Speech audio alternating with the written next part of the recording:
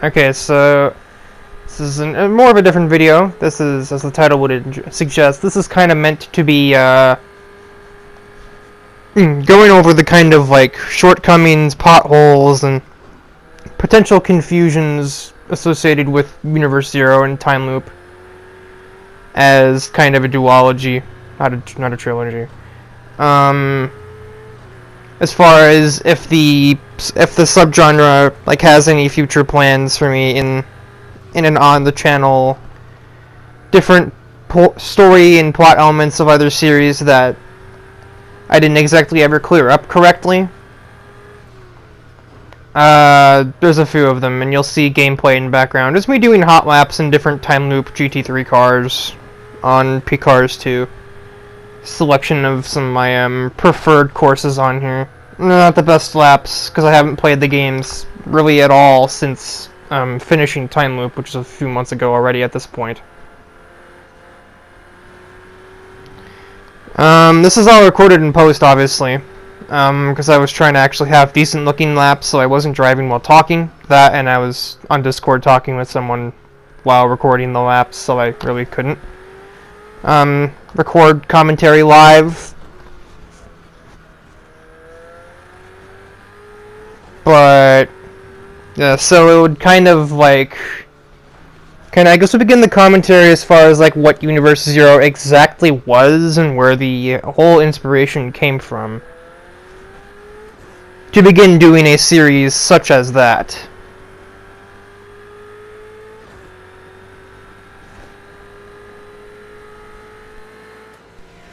So, Universe Zero, this one was abundantly clear. The idea of all these Hot Wheels themed drivers came mostly from this particular YouTube not even series, there was like several series in a row by a YouTuber named Keybade Blocks. He has since moved on from the Hot Wheels category long ago after finishing pretty much every conceivable Hot Wheels game there was. But around, I would say 60% of the way through that whole that whole storyline that he was doing, I created my own. Universe Zero was on Assetto Corsa, and Keybade himself even watched and commented on a lot of the earlier ones up until his run of the Hot Wheels games had ended. And initially it did start off with kind of like the main selection of like the really important Hot Wheels characters. And it was mostly just a championship setting. The idea that they were just kind of competing, they were just in this other universe, which is actually just supposed to be the universe that I live in, that you live in, that anybody you know lives in. It's our universe. And that is why they were in, real cars like the McLaren you see here. And as this all took place, they were all trying to find who brought them there. The person responsible was one that they named Carbon. He never called himself that. He never announced his identity to anyone, because it was just kind of like an entity that they just kind of named for want of a better name. It was no different from how they used to call that. He became known as Slingshot later in the original Hot Wheels YouTube series by Keybade, and it was just given the name that as kind of like a working name until they could identify the person. Same thing with Carbon. That's not his actual name. That's just a name given to him by the other characters that we follow through the story. And later, the same would apply to Paradox in Time Loop. The name itself isn't even accurate in Paradox's case. Carbon was just named because of all of the carbon fiber workings on a race car, especially ones like GT3 cars that you see in Time Loop. But some of the fancier sports cars in the world use carbon fiber as well. So, and they also thought that he had some sort of control over life and death because of the way that he could manipulate where people were in the universe and take them to a completely different universe, as was the case, in Universe Zero. And Carbon's actual abilities were never fully fleshed out. That was like, he was able to transport things. He was able to move things around. He was able to shift things between reality and, between realities, not between reality and out of reality. That wasn't his thing. But he could move things around at will. It was like an advanced form of psychokinesis or telekinesis. And, like, he, on his own, he wasn't really much of a driver, he wasn't really much of a fighter, he was just kind of in hiding. And that's why it took so long for the Universe Zero characters to even track him down in the first place. He was just a complete coward. He knew that what he could do wasn't going to help him in a combat or any kind of confrontation. The only thing he knew was to run. But he couldn't run forever, not with how thoroughly everyone was looking for the guy. And it was only a matter of time. He eventually got out of hiding, faced the Hot Wheels drivers head on, along with everybody else, and then, the rest was more or less just history. But he wasn't totally, defeated yet. Obviously, he wasn't, killed off. What Carbon ends up doing is as he's defeated, which, by the way, Universe Zero, it was mentioned, but it wasn't made, crystal clear. Universe Zero technically only had 12 canonical acts. Acts 12 through 19 were just kind of bonus things because I couldn't really put the series down. Like the cartoon circuit and other similar acts in between there were just kind of side things, and they weren't really anything really meaningful per se. Acts 1 through 11, and then Act 20 was the official end of Universe Zero, where Carbon was finally shut down.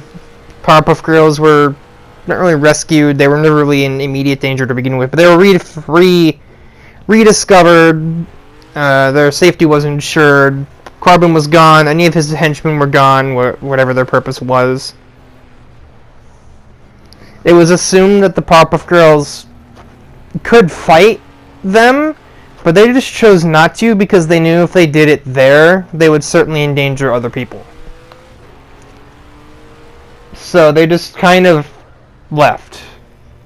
Where they went, they never said. It was never said. Obviously, you could speculate all day if you wanted to, but because there's literally nothing official in my own mind, there's not really much point. Unless I brought Universe Zero back out of completely nowhere. Now, as it were with, so the ending of that was all said and done. Carbon, after his, quote, defeat, hid himself in a completely new location, met with a guy. He didn't know his name, no one did, he never said it either. A person that claimed he could control time. And if the two combined, you could do the whole control time and space thing. That seems like a very potent thing that other characters have definitely been able to do before, control time and space. However, it's a very constrained variant of it. Carbon could only manipulate the space that something is located in. Cannot manipulate the amount of space it takes up. It can only manipulate the space it is located in.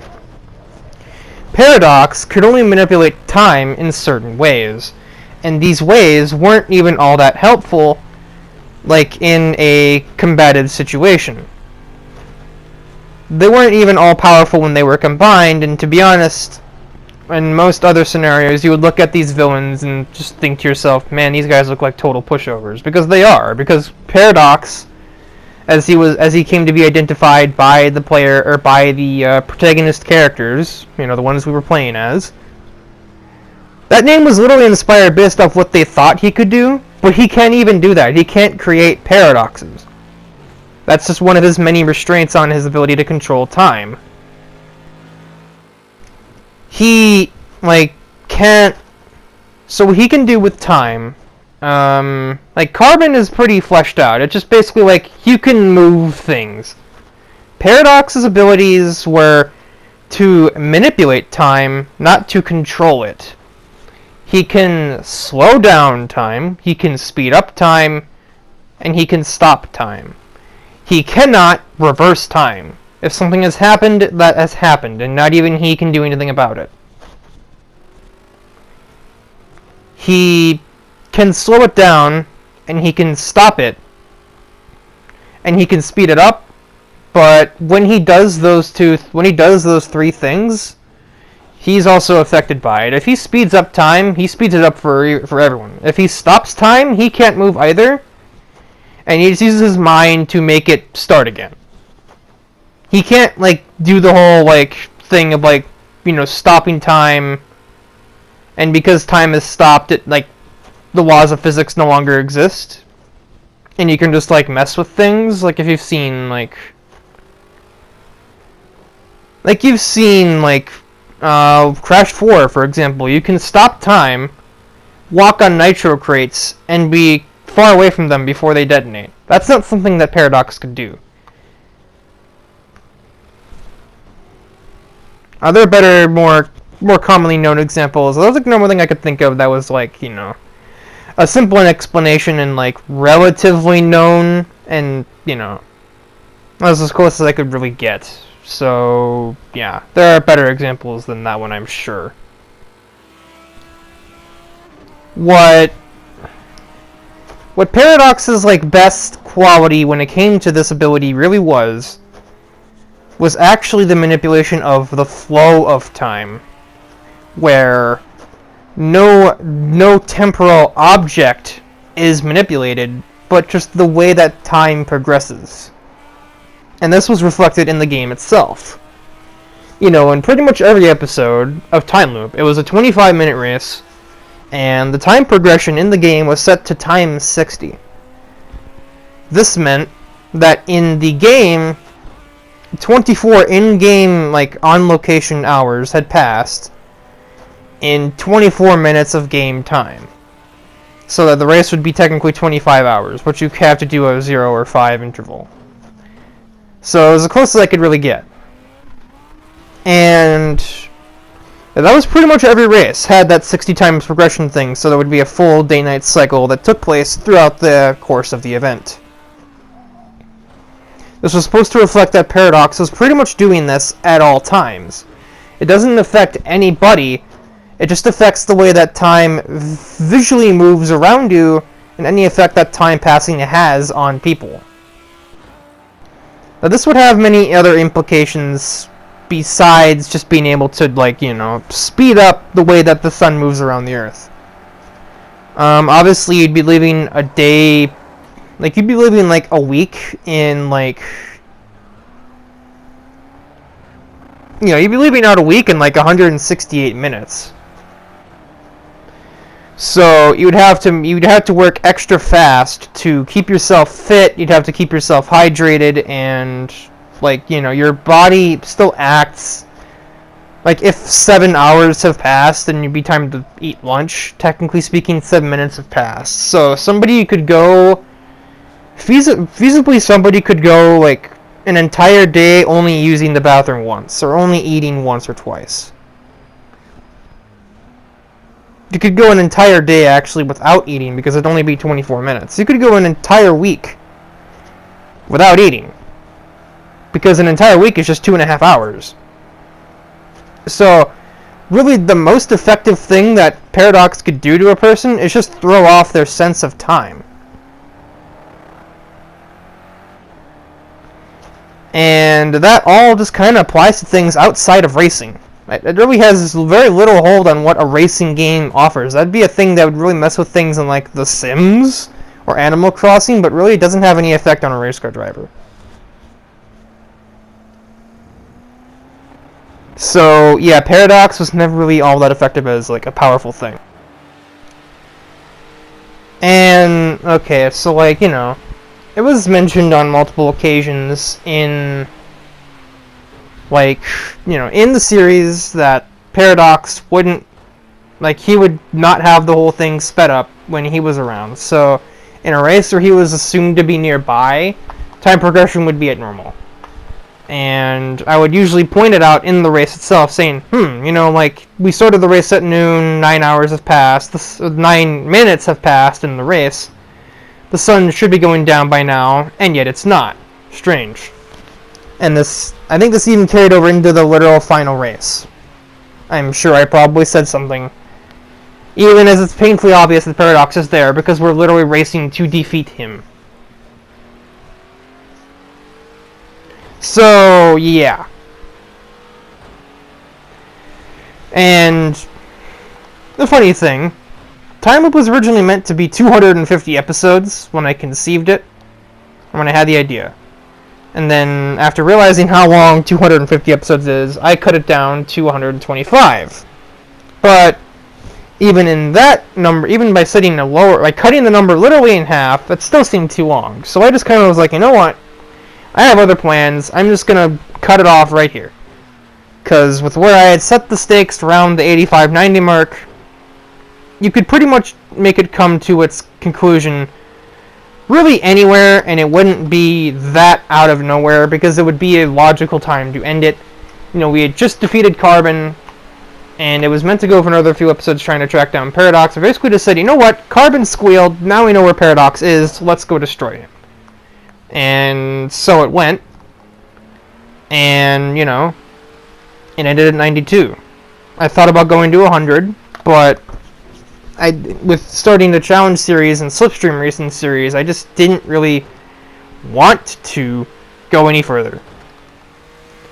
And straight out, the main reason why this amounts to is the time sink of recording an episode is just, it cannot be overstated. So, it takes 6 minutes to start the application and reach the main menu. You just stare at the little Project Cars 2 logo for like 6 minutes straight. Everyone says Grand Theft Auto 5 is bad, that's only 3 or 4. This game is 6. Just to reach a menu. And then, to reach the track, you have to select the car, select the track, begin loading into the track, and then 3-4 more minutes have passed. So, before, at the earliest amount of time it takes to get into actual driving a car is 10 minutes. And then on top of that, there were times where I put restrictions on which opponent cars could show up. If I had a race where, say for example, an episode where, the previous episode I just played as Alex at Barcelona. And then the next race is, in, like, Circuit of the Americas. Well, Alex can't be in this episode because I just played as him at Barcelona in Spain. There's no way he could possibly be in North America at this point, that fast. Or on the other end of the coin, if I wanted a certain vehicle to show up, say I'm playing as Battle Rocket, well, I want that to be in the race because those two are a duo pretty much at all times. So I would have to keep resetting until I got that as an opponent for this purpose of that episode. And this could be, every time I am not happy with the starting grid, that's another 3 minutes. So, baseline, it's 10 minutes, but that could be up to like 45 by the time I'm done just trying to get the correct starting grid. And then we have to actually, play the game. And it's like a 25-minute race, as always, and then it's, 4 or 5 minutes of formalities, assuming there's no replays to look at or anything. So, on average, it's 50 minutes to record the episode, and then I have to render and upload. So, about an hour and 25 minutes each time I want to do an episode of Time Loop, assuming everything goes well, assuming I don't actually screw up in the race itself. And yeah, most races I go in with the intent of, win the race, forehead, but there were times where I wanted to make a crash, increase the, dramatic tension of the storyline going. Some crashes just happen by accident. For example, like Alex's wreck, that killed him at this very track. didn't even try to do that. It just happened, and I just kind of rolled with it of like, well, alright, he's dead. But I definitely intentionally wrecked Danny to make things interesting in that episode, because otherwise that thing would have been a boring production. And as such, you know, those episodes were a lot easier because all I had to do was race for a few minutes and then just die, and then just crash the car.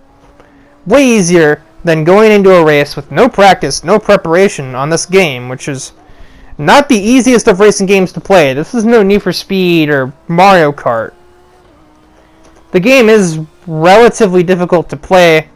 Not the hardest, but it's certainly not easy, and especially not without like a simulation racing, you know, a racing simulator with like a racing wheel and motion rig and what some other people do and have. I just don't have that equipment available to me.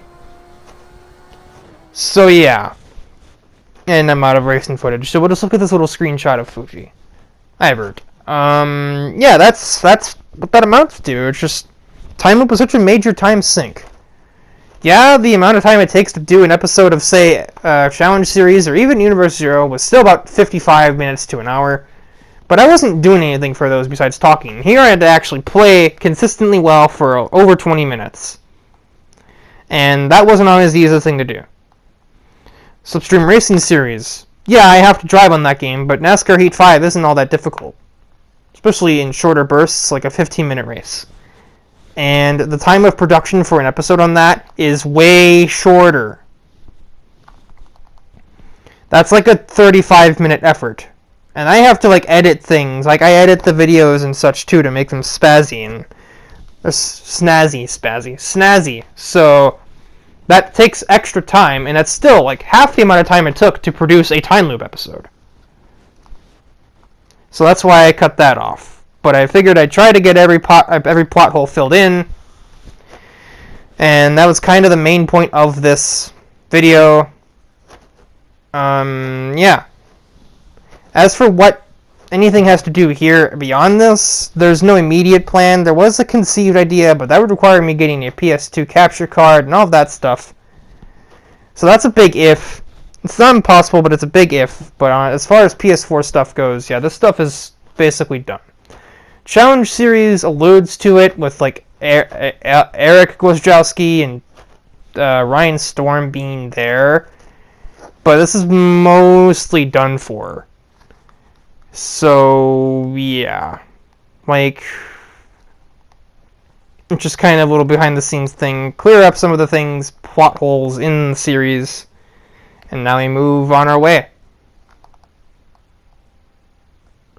I can apparently keep talking after the commentary thing, so that's new. I was not aware of that. I guess I don't have to rush it so much then. That's quite helpful.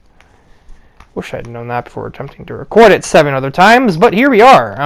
This is my first attempt at recording this because I ran out of clips. I was trying to split it so that I would have a little pause break in between each different sequence, but there's apparently a limitation on commentary clips you can put in, so I was like, well, oops, alright. I guess we just have this one gigantic, like, 8-minute block of just me talking. But anyway, yeah, so other kind of important things to note. I mean, yeah, there's allusions to them elsewhere. There was an idea behind a PS2 game being used, an actual Hot Wheels game, and all of that. It wouldn't be 65 characters, so don't worry about that, but there would certainly be other mentions of these characters in those games if I ever got that far.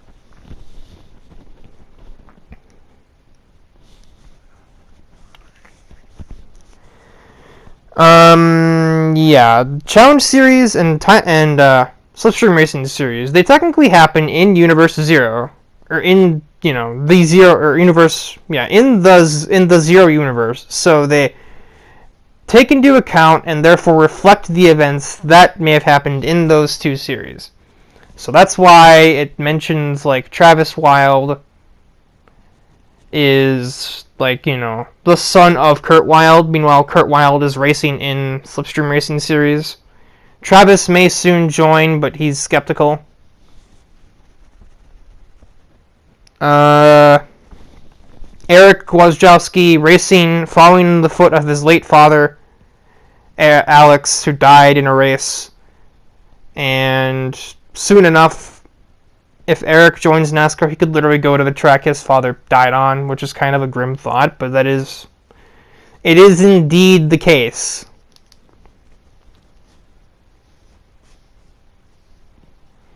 SRS may have an occasional flowing of characters from Challenge Series, but it won't be overbearing. I would say probably at most like 6-7 at a time.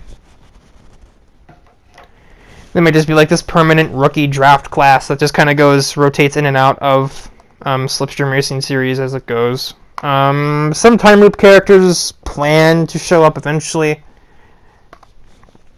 Well, Vert's already there. That's the same Vert. Ryan Storm is there, but he's not in a very good car, so he's not a very prominent character in SRS.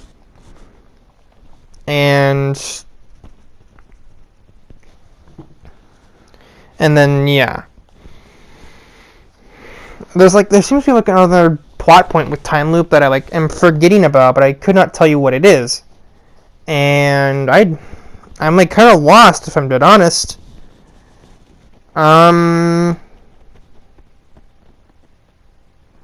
there were things like, why are they racing every time? This was kind of inspired by me talking with a friend of mine earlier who knew about all of these and was kind of questioning things about them. Little details that I maybe didn't necessarily outright say. Why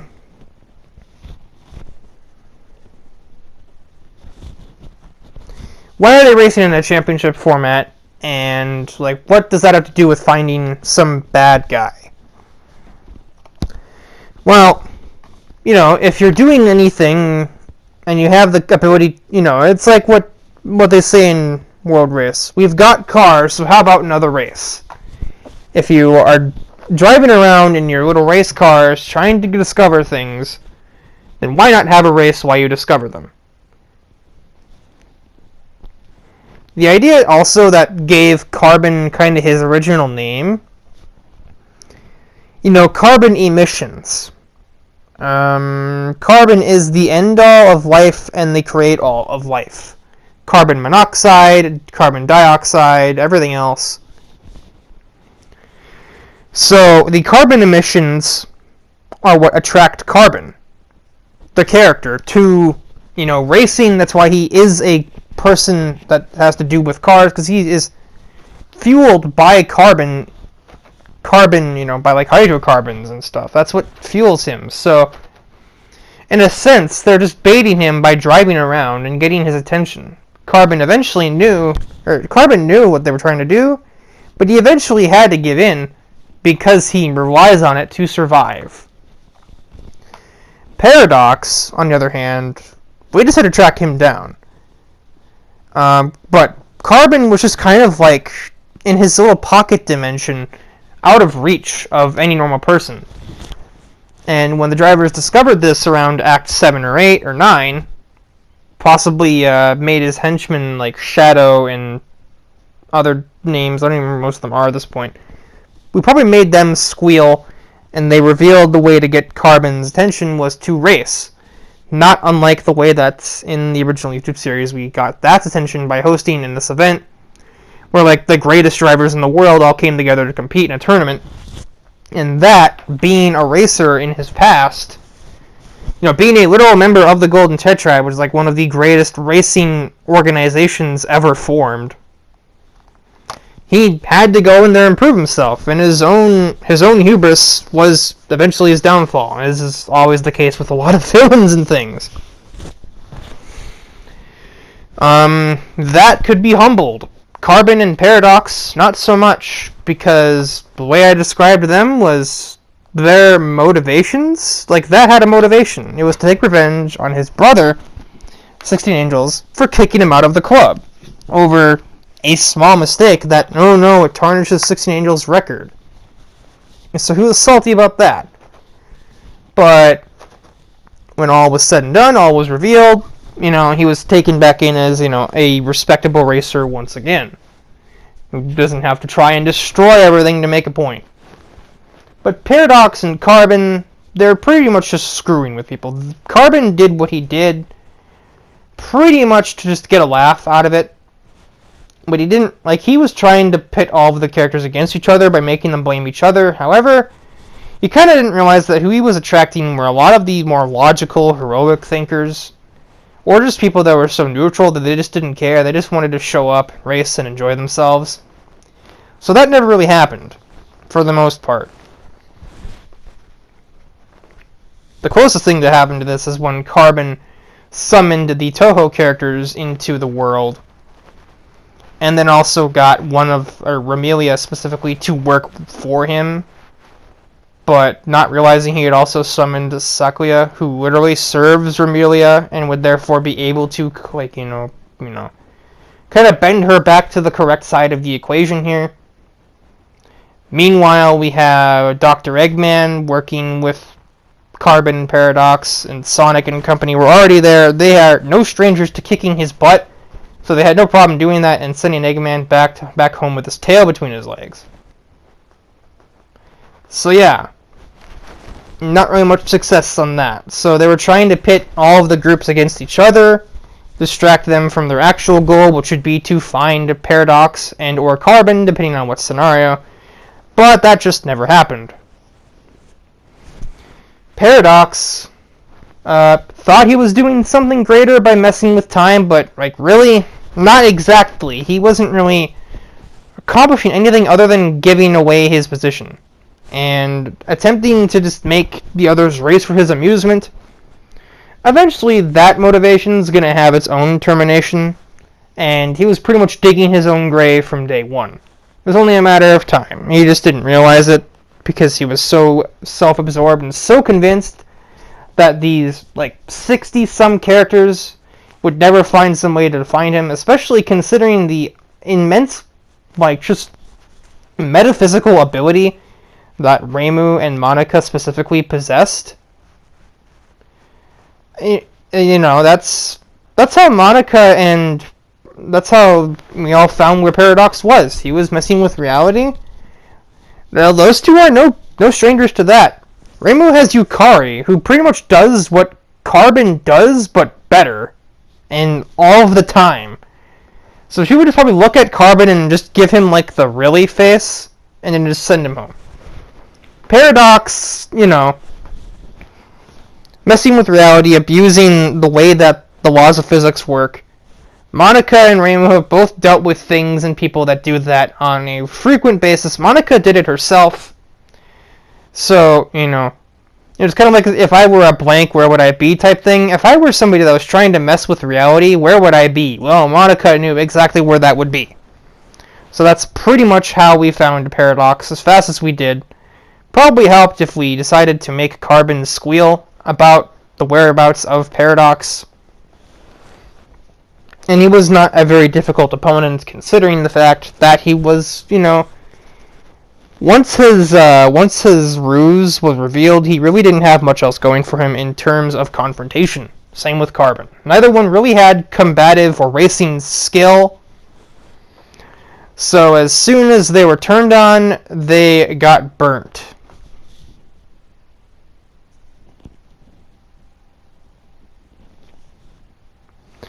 There's supposed to be this whole thing where Carbon and Paradox had a power struggle. One of them quit working with the other, and they would attempt to support the main characters, finding the other individual. But the series never went on long enough for that to take place.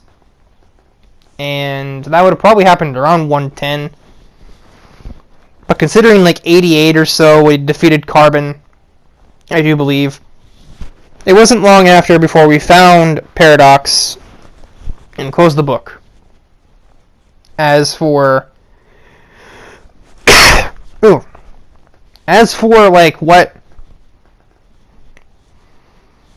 there's no other planned series revolving around this universe. They're being referenced, they're being alluded to in the other two. Other time loop characters may rotate in and out of SRS. Who knows? It's hard to say.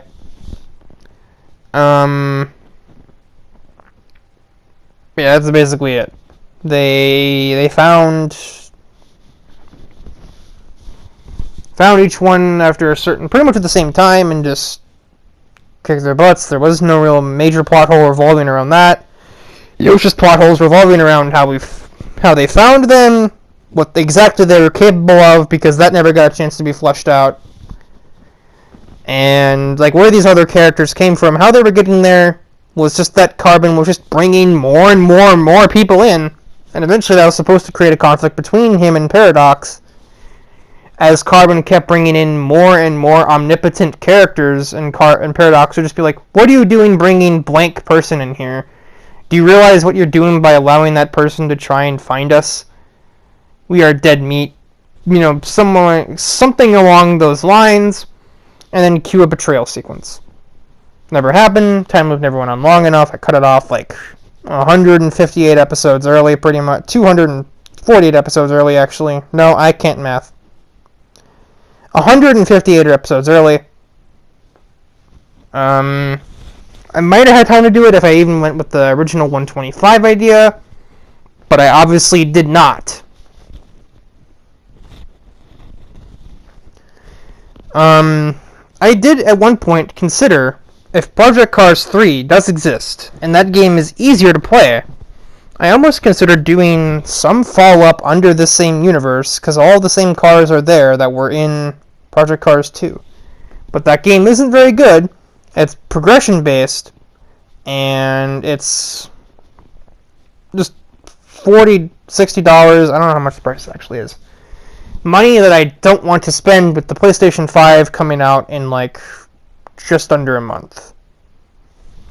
Especially when Gran Turismo 7 comes out. Heaven knows what I'll be able to do with that game. Hopefully a lot. That's supposed to be mid-December from what I have heard. I may do a YouTube playthrough on that. Who really knows? Hard to be exact. But yeah, that concludes this retrospective video. Now I gotta render 37 or so minutes, so that'll be fun.